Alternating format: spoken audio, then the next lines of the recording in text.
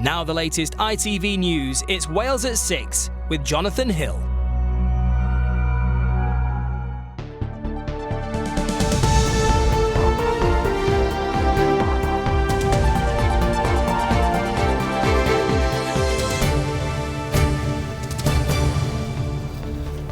On tonight's programme,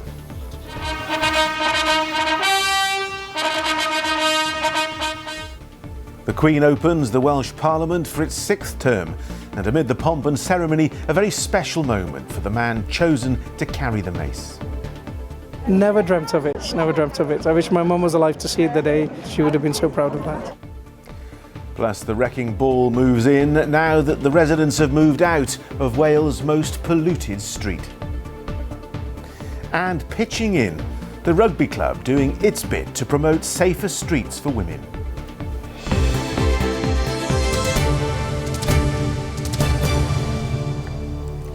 Hello, good evening. The Queen praised the spirit of the Welsh public throughout the pandemic as she officially opened the 6th term of the Senedd today.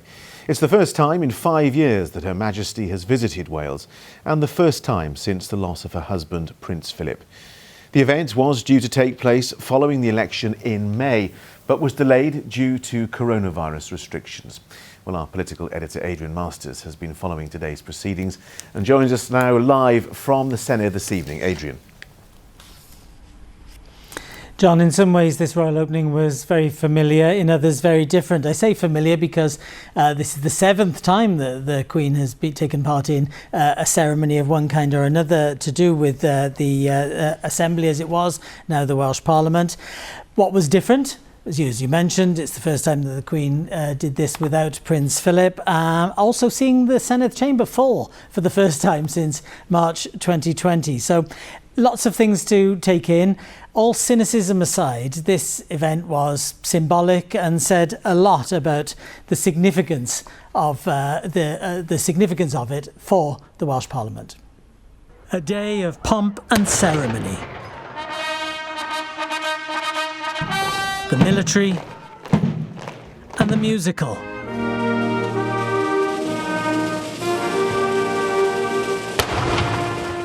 A day when politics paused. Poignant too, this was the Queen's first visit here without Prince Philip. But royal ceremonies continue, and this one pulled out all the stops.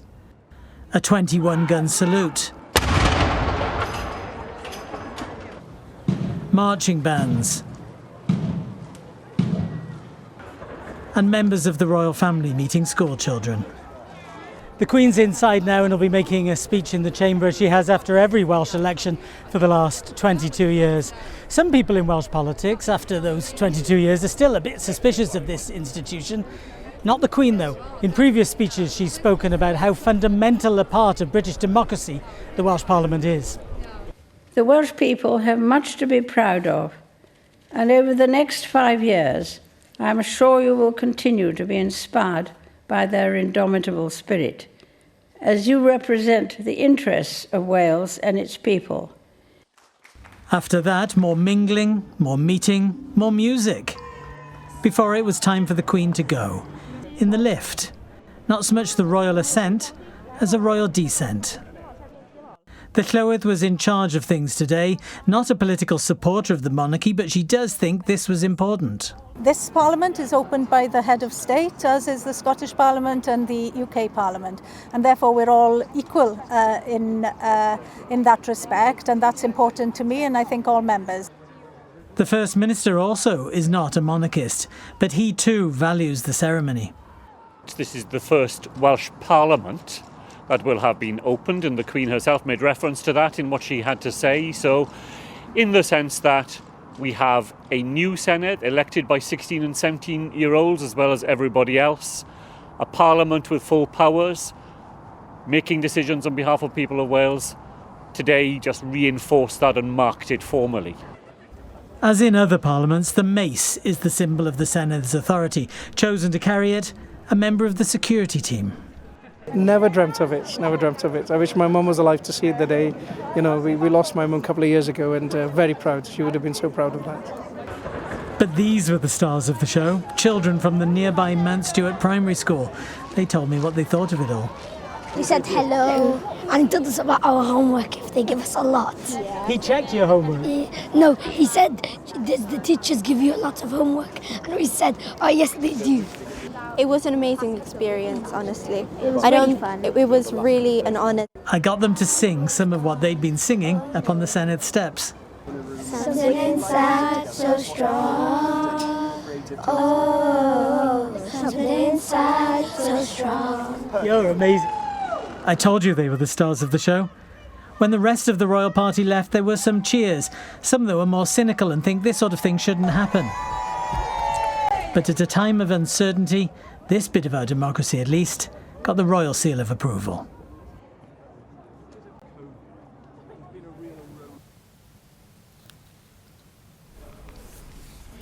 So, John, compared to previous royal openings, this was actually scaled back. If you remember some of the events, there were all manner of processions and events going on. But it was scaled back because of COVID and, of course, because of the Queen's age. But importantly, 22 years on, 7 visits 7 visits which the Queen has insisted each time that she should be part of, despite some people thinking that maybe she shouldn't. All of that has cemented the royal opening, the event, the ceremony, the ritual, whatever you want to call it, as a symbol that the monarchy thinks that this place, that Welsh devolution, is here to stay. OK, Adrian, on a significant day. Thank you very much indeed. On to the other news of the day now. Victims of hate crime in Wales face a staggering justice gap, with fewer than 1 in 10 hate crimes leading to a prosecution. It comes as the number of hate crimes that are reported to the police reached a record high of 4,023 last year. To mark Hate Crime Awareness Week, our reporter Katie Fenton has been hearing about the experiences of 2 victims who were targeted because of who they are. A barrage of hate. Hundreds of messages with racist words too offensive to show have been a daily reality for this man for the last 2 years. He's anonymous out of fear, an emotion that now dominates his life. Can't go to public places like restaurants and cinemas. You're always looking over your shoulder, who's sitting behind you, who you're walking past, you know. This person is, you know, some threats to use knives against you. So you're always, any public place, you know, you're always on edge. You don't sleep. You're always worrying. And the slightest noise you hear, you know, it's just tip of the iceberg. He has reported it to the police, but no arrest has been made. He feels forces lack the resource to deal with cases like his. Crime's gone online, I suppose, and the police need to have a special task force to support this, you know, and release the local policemen and the police officers to do their normal routine work and have these specialist online police to deal with online crime. The law says people can be a victim of hate crime based on their race, religion, disability, sexual orientation or being transgender. Noah came out as transgender 4 years ago, something he says improved his self-worth, but it also sparked a torrent of abuse at work. I was in the male locker room as myself, and I was being targeted, not so much by the people on my shift, but from other shifts were coming into the locker room, putting stuff into my locker. I was being shoved a number of times. I don't go in men's toilets now because I've had a couple of incidents in there, so for my safety I go into women's toilets, which isn't my choice, but that keeps me safe. Low prosecution rates put Noah off reporting it entirely. To bring all of that up to somebody that you don't think is going to do anything that's going to make a difference, it seems like that would be churning things up for no reason. So on that balance of what's best for yourself, it's better to not report and to carry on and try to get past it. Some charities think the law needs changing to make it easier to get justice. There aren't clear definitions within the law of what incitement to hate is, of what even a hate crime often cases are. So it's really objective and down to the judge's really opinion and decision on whether the act was actually a hate crime or, you know, incitement to hate. The CPS says it takes hate crime seriously and is committed to tackling it, but it can only deal with incidents that are referred to it. Police say there are many challenges when gathering the evidence they need for a solid case. Internet service providers we need to go to for evidence. The same with organisations, social media companies. They're usually not based in the UK, so that causes issues trying to collate the evidence we need to prosecute. Despite this, police are still urging victims to come forward in the hope they can work towards closing the justice gap. Katie Fenton, ITV News. There's growing evidence that pregnant women with COVID are at higher risk of becoming seriously ill.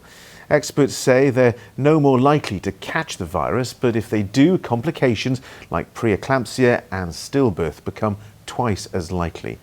On top of that, latest data shows that 89% of new mothers in Wales haven't had the vaccine. Christina Jones and Ashley Shoraruddin are both new mothers and have different views on the vaccine. My baby was delivered at 31 weeks while I was ventilated, as I wasn't vaccinated. This was due to not vaccinating pregnant women at the time and my age bracket. But given the chance, I would 100% get the vaccine while pregnant. I didn't feel comfortable having it when I was pregnant, just because it was so new. And, there wasn't much research, because it happened quite quick, didn't it? And also at the start, they said that they didn't want pregnant people to get it, and then they changed. So it made you think, why did they change? She has a handful there. Christina and Ashley there. Well, earlier I spoke to Dr. Christopher Johnson, who is a consultant epidemiologist. He explained to me some of the potential problems pregnant women can face if they don't have the vaccine. We know that the risks of stillbirth, the risks of preterm birth and the risks of complications such as preeclampsia can be twice as much in women who catch coronavirus during their pregnancy in comparison to those that don't. And this is preventable with a safe and effective vaccine, which we would urge all pregnant women to get 2 doses of during their pregnancy. And what evidence do we have that proves that the vaccine is safe? We know from trials involving over 40,000 pregnant women, but also from the real-world experience of delivering the vaccine to over 100,000 women in the UK and over 160,000 in other countries, including the US, that there have been no safety concerns raised about the vaccine's use in pregnancy at all. You work in public health. Why do you think so many expectant mums aren't having it then? I think we have to recognise that in pregnancy, people are often quite anxious, and there's a lot of things that you're told to do and not to do. And early on in the campaign, the advice from JCVI was precautionary, to wait and see until we had a bit more evidence. And so we're saying now that the evidence is there that people should take up the vaccine because it is the best way to protect themselves. And we're seeing increasing numbers of pregnant women in hospital. There were very distressing statistics published by NHS England earlier this week on a number of women who were requiring very intensive treatment as a result of catching COVID. And that isn't the end any woman would want to have to their pregnancy.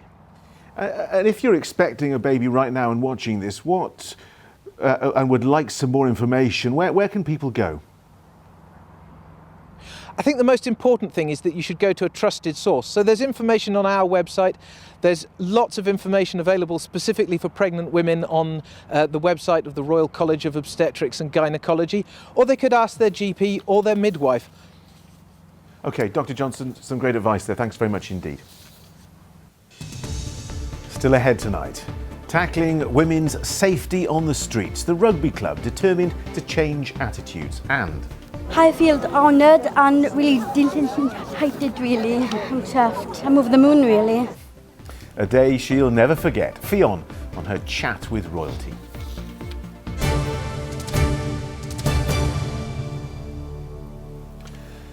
But first tonight, it's Wales' most polluted street and at one point saw the highest levels of nitrogen dioxide outside of central London. Plans to demolish the houses along Woodside Terrace on Hafod Road have been in the pipeline for several years. Well, this morning, shortly after 8 a.m. sharp, the bulldozers got to work. Our correspondent Richard Morgan was there to see the work commence. Richard.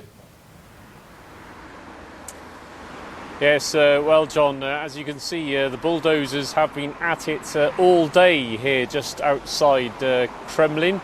The work will take until next year, but then Woodside Terrace will be no more. As you say, it's been a long journey to get here, and not everyone was happy to leave. But now that the final chapter is underway, I think there's a general acceptance that this was the right course of action. After more than 3 years, today the bulldozers finally moved in, come to demolish the UK's second most polluted place. Soon, this row of terraced houses outside Kremlin will be no more. The drivers here are quite reasonable, you know. Martin lived on Woodside Terrace for 50 years and raised his family here. But in recent times, the constant noise and fumes became too much. I changed the drain pipe from white to black because all the tar off the fumes discolouring the downpipe. And the houses, let's be honest about it, they were slums. We couldn't give the houses away at the end. It's lucky we had the deal off the council, otherwise I don't know where we'd be, probably out on the street begging. It was in 2018 that tests revealed this road to be the most polluted outside central London, with nitrogen dioxide levels nearly 2/3 above the safe limit. The council and Welsh Government teamed up to buy the residents out, offering them 150% of the value of their properties. But why is this road so much more polluted than anywhere else? As you look behind you and you see the shape, of the valley that we're in, and also the proximity of the properties to the road, you realise that it's created a canyon effect, so the air cannot disperse. So that's the issue, because air just hangs, along the front of the houses. It'll take 14 weeks to tear these houses down. The plan then is to widen the road and footpath, which should in turn reduce pollution in this busy area. Martin, who now lives in nearby Newbridge, says it's time to say goodbye. I'll be glad when it's all done, but I hope they do a good job and make it nice outside, and if they put a little bit of a thing up to say this was Woodside Terrace, as a reminder. Well, not everyone was as happy as Martin and his wife to leave this area. After all, lots of people have lived here for a long time. But after consulting with the council, I'm told that most of the families did accept that that decision was the best thing for their health and that of their loved ones. Now, of course, there are many other polluted places here in Wales, but from next year onwards, this place should at least be a little cleaner and the air a little easier to breathe. OK, Richard Morgan, thanks very much indeed. Now, as we continue our coverage of Black History Month, tonight we hear from Betty Francis. Now, Betty is a student at Cardiff Metropolitan University and is calling for improved training to ensure her culture is better represented in the fashion and beauty industry. Growing up and not kind of seeing people that represent me and look like me on TV and just on like advertisements in general. Even if I did see people, they weren't really a complete reflection of kind of what I was. And so then growing up, I straightened my hair constantly. And I mean, even now I still sometimes do, but I think it's taken me really to this kind of age, 22, to like realise that I don't actually have to do these things and conform to these standards to actually be myself. Sian Jones is one of the first people I ever saw with braids. She recently opened up a salon here in Cardiff and says her salon is one of few in the city that caters to black afro hair. I think I'd like to see change mostly is for there to be more black salons really that offer curly cuts, that offer braidings, that offer wigs and weaves and all these other hairstyles that are so accessible in London, in Bristol and Birmingham. It would be amazing to see those services come down to Cardiff. Regarding the training, there's no training courses in Cardiff. How are we expected to have salons to cater for black people if no one is willing to train anyone up in them? Habia is the standard-setting body for the hair, beauty, nails and aesthetic sector. I spoke to their chair, Joan Scott, to understand more about the challenges in accessing services and training for black and afro hairstyles. Why is hair like mine and my kind of complexion, why aren't we like widely catered to? I think it's because it's not being in the qualifications. So the people in the industry are not trained. If we talk about hairdressing, it's been a separate qualification to do Afro-Caribbean type hair. So basically the students are not studying it, so then people going into the industry are not trained. So I understand there's been a review into hairdressing regulations in the UK. What's been the outcome? So we got experts together. They said it needs to be much more inclusive. Hair is hair, from silky smooth to very coily, curly hair. So they have made sure that all hair types are included in one hairdressing standard. So once this standard is now approved for the 4 nations, for the UK as a whole, the awarding organisations will now base their qualifications on this new inclusive standard. Habia says some colleges and academies in the UK have already started offering the qualification. However, it will take 12 months before we start to see salons introducing this service. Well, that sounds like a little bit of progress, doesn't it? That was Betty Francis sharing her experience there, and you can watch the full episode on Hansh's YouTube channel at the address below. Now, when a rugby coach tweeted about tackling violence against women, he never expected the overwhelming response that would follow.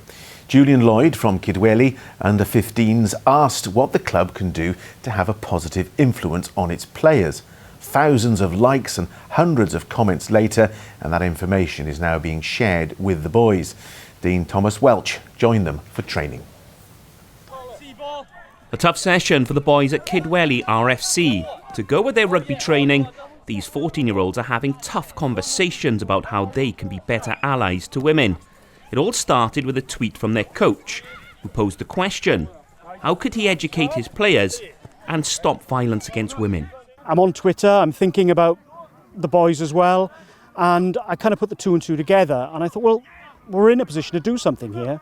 We can have perhaps affect a bit of a culture change around the way men speak about women in those environments, and then hopefully that can lead to perhaps, rumble out and lead to something wider in the boys' lives, and able to influence others on the subject. The tweet has gained thousands of likes and hundreds of responses of support. Now the club hope that open talks amongst their young squad will encourage others to follow suit. Well, I've noticed more than recently that it has become more of a problem, and we started talking about it more. Actions in public instead of being loud, and that makes them feel intimidated maybe, and be a bit more mindful of the other people around you. We've had a couple conversations now with the teams about women's safety, and I think it is important that we do at least something. Even if it's something small, it can get passed on by other clubs. Well, first of all, I would say they've taken the first step, recognising that they also are part of the problem. And, I think it can be quite intimidating. So I think taking that first step and saying, actually, we have a responsibility to do something about this is a great first step.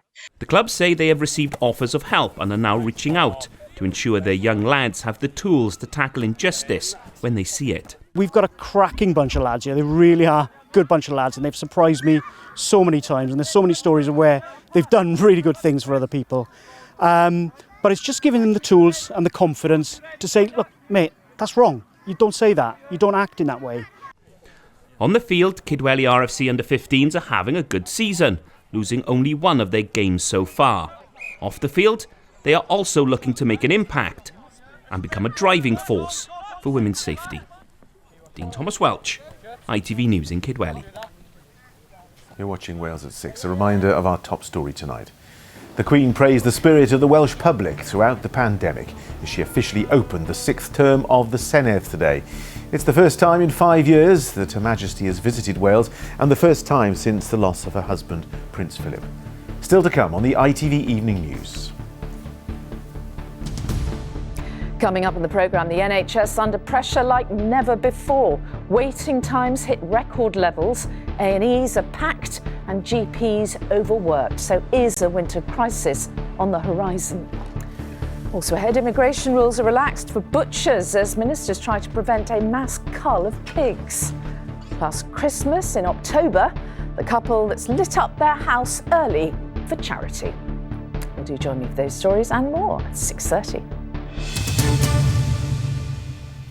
Well, we'll have the weather forecast in just a moment or two. Earlier in the programme, we saw the ceremony surrounding the opening of the Senedd, where one person lucky enough to be involved and meet Her Majesty was 25-year-old Fionn Gwither. Fionn is a professional actress and was nominated as a community champion for bringing a smile to others during lockdown. Today was perhaps her biggest role yet, as Rob Osborne reports. When the Queen's in town, everyone wants to get a glimpse. But Fionn got a closer look than most, because this 25-year-old from Llanelli was chosen to present the royal party with flowers. They were mixed flowers and they are all Welsh flowers. It means a lot to me because I'm such a big fan of the royal family. It was such an honour and a privilege to be here. Fionn was asked to come to the Senedd today because of the work she's done over lockdown. You see, Fionn is a performer. She loves to act, and it's been giving people in her community a boost during the pandemic. One thing she particularly likes? Impressions. Here's Nessa. Oh, what's occurring? And her videos have picked up some famous fans. Fionn, your videos are amazing. Amazing. Oh, Fionn, I love your videos. In the videos, I've been sending positive messages because the lockdown has been given the different rules. And I did it in a funny way and given people with good spirits. I've done over 100 videos altogether. So Fionn isn't afraid to perform.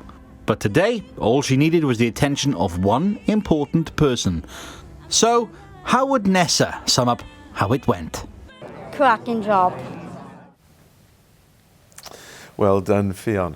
And you can find more on the official opening of the Senedd, as well as some of the best images of the day on our website. Just head to itv.com/Wales.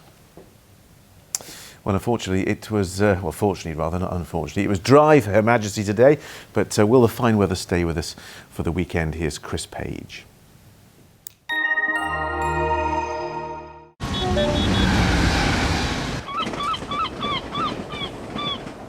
Great Western Railway sponsors the ITV Cymru Wales weather.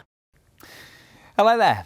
Very good evening to you. Today, across much of the country, there has been quite a lot of cloud cover, and for us in the next 24 hours, things are set to change. The milder air that we've seen through today gets pushed its way further southwards, and behind it, a much cooler feel to the forecast through tomorrow, as cooler air drifts its way in from the north and west, and here too, a northerly breeze will make it feel a lot fresher for all. But today, there has been a little bit of sunshine around. A beautiful photo sent in from one of our viewers, as you can see here earlier on in Snowdonia.